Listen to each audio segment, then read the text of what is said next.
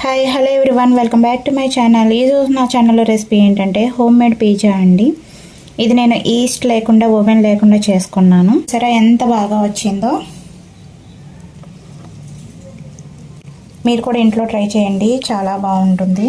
చూసారా ఎంత బాగా వచ్చిందో, ఎంత ఫ్లఫీగా ఉందో, చాలా బాగుంది కదా. మీరు కూడా ఇంట్లో ట్రై చేయండి. ప్రాసెస్ ఏంటో చూసేద్దామా. ఫస్ట్ నేను కొంచెం మజ్జిగ తీసుకున్నాను, హాఫ్ గ్లాస్ వరకు మజ్జిగ తీసుకున్నాను. 1 టీ స్పూన్ వరకు బేకింగ్ సోడా తీసుకుంటున్నాను. హాఫ్ టీ స్పూన్ వంట సోడా తీసుకున్నాను. 1 స్పూన్ పంచదార తీసుకున్నాను.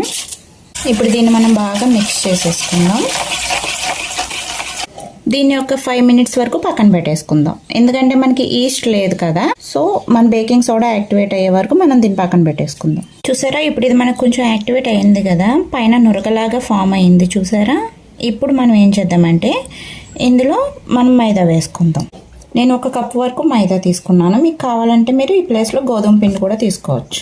ఇప్పుడు ఇందులో 1 స్పూన్ బటర్ వేసుకుంటున్నాను, అలాగే కొంచెం ఆయిల్ వేసుకుంటున్నాను. ఇప్పుడు దీన్ని మనం బాగా మిక్స్ చేసేసుకుందాం. నేను నార్మల్ మజ్జిగనే తీసుకున్నానండి, పులిసిన మజ్జిగ అయితే కాదు. మనం చపాతీ పిండిలో గట్టిగా కలుపుకోకూడదు, ఇలా కొంచెం స్టిక్కీగానే ఉండాలి. మనకి చేతికి బాగా అంటుకుంటుంది అంటే మనం దీనికి కొంచెం ఆయిల్ అప్లై చేసుకోవచ్చు. నేను దీనికి కొంచెం ఆయిల్ అప్లై చేసుకుంటాను.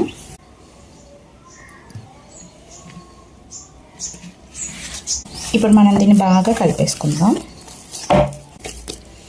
చూసారా, మనం పిండి కలిపేసుకున్నాను, పిండి రెడీ అయిపోయింది. ఒక 10 మినిట్స్ వరకు పక్కన పెట్టేసుకుందాం. ఈ గ్యాప్లో మనం ఏం చేద్దామంటే మనం పిజ్జా చేసుకునే ప్లేట్లో కొంచెం బటర్ అప్లై చేసుకుందాం. ఇలా ప్లేట్ మొత్తం బటర్ అప్లై చేసి పక్కన పెట్టేసుకోవాలి. ఇప్పుడు ఒకసారి మన పిండి ఎలా ఉందో చూద్దాం. చూసారా, లోపల ఎయిర్ ఫామ్ అయ్యి ఎలా గ్యాప్స్ వచ్చాయో. దీన్ని ఒకసారి మళ్ళీ కలిపేసుకుని దీన్ని ఇప్పుడు పిజ్జా షేప్లో చేసేసుకుందాం.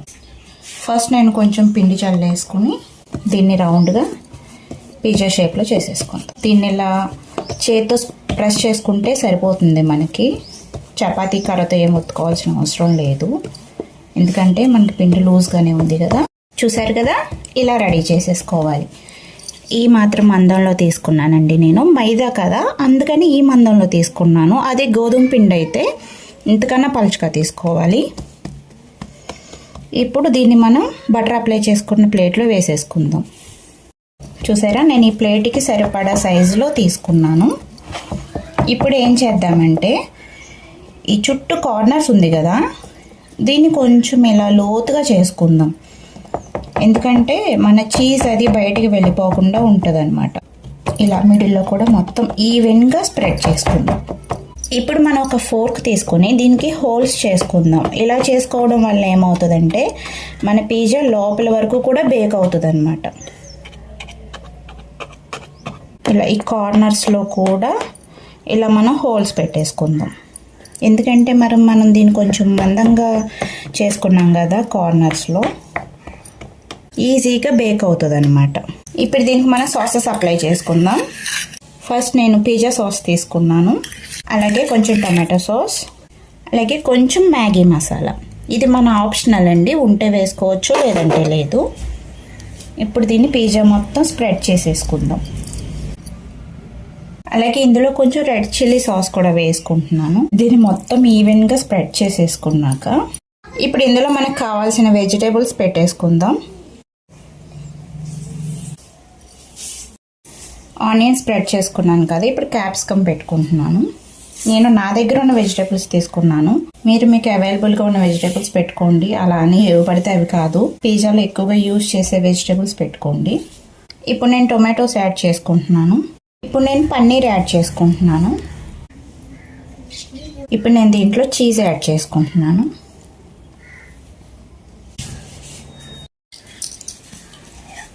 ఇప్పుడు ఫైనల్గా దీని మీద రెడ్ చిల్లీ ఫ్లేక్స్ వేసేసుకుందాం. మన పిజ్జా రెడీ అయిపోయింది. ఇప్పుడు దీన్ని మనం బేక్ చేసేసుకోవడమే.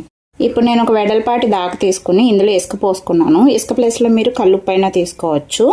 దీన్ని 10 నిమిషాలు ఫ్రీ హీట్ చేసి పెట్టుకుందాం. మనకి ఇసుక కొంచెం వేడయింది. ఇప్పుడు మనం ఏం చేద్దామంటే ఇందులోకి స్టాండ్ లాంటిది ఏదైనా ఉంటే తీసుకోండి. నా దగ్గర స్టాండ్ లేదు, నేను ఇలా కొంచెం హైట్గా ఉన్న గిన్నె ఒకటి ఇలా వేసుకుంటున్నాను. ఇప్పుడు దీని మీద మనం రెడీ చేసుకున్న పిజ్జా ప్లేట్ పెట్టేసుకుందాం. ఇలా మనం రెడీ చేసుకున్న పిజ్జా ప్లేట్ పెట్టేసుకుని దీన్ని మూత పెట్టేసుకుందాం.